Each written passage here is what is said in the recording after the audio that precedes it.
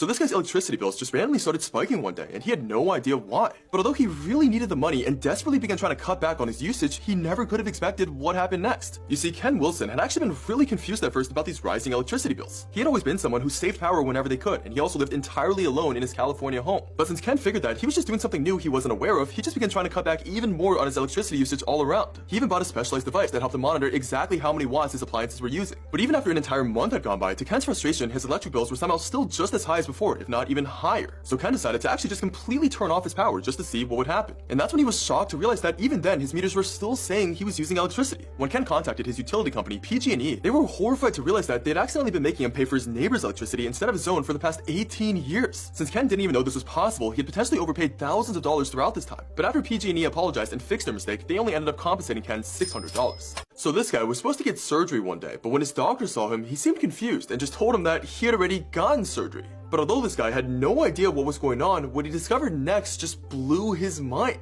You see, although Brady Feigl